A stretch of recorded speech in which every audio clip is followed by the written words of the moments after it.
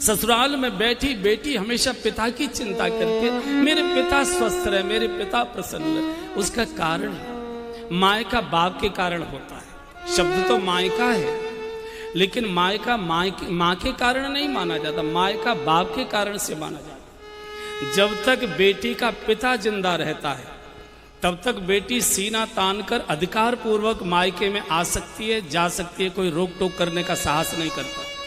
लेकिन पिता की मृत्यु के बाद माँ चूंक भैया और भाभी के अधीन हो जाती है तो मायका फिर भैया भाभी की इच्छा से मिलता है, अधिकार पूर्वक नहीं मिलता। इसलिए आपने देखे होंगे प्रसंग, जब किसी की माँ की मौत होती है बेटी रोती तो है लेकिन अपने को संभाल लेती है। लेकिन जब उसको समाचार मिलता है कि मेरे पिताजी नहीं रहे, मेरे पिता की मौत हो गई, इतना रोती है, इतना रोती। और जब पहली बार पिता की मृत्यु पर अपने मायके में आती है, दहाड़ मारती आती है, हाँ करती आती है और सबसे पहले अपने घर के मुख्य द्वार पर पछाड़ खाकर गिरती है। बहुत देर तक देहली पर पड़ी रहती है। उसको लगता है अब ये देहली मेरे लिए पराई हो गई, अब इसमें मैं स्वेच्छा से नहीं आती आज सकती जा सकती। इसलिए बाप के लिए बेटी बहुत रोया करती है। हमारे पूज्य बापू कई बार सुनाया करते हैं कि किसी की बेटी को दुख देना हो,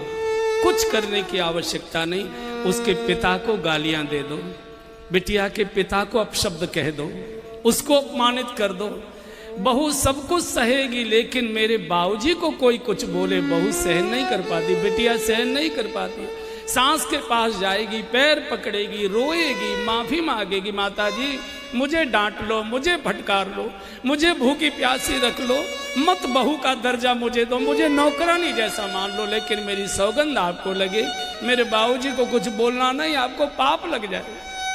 मुझे मालूम है कि मेरे गरीब बाप ने कैसे कैसे कर्जा करके मेरे हाथ पीले किए।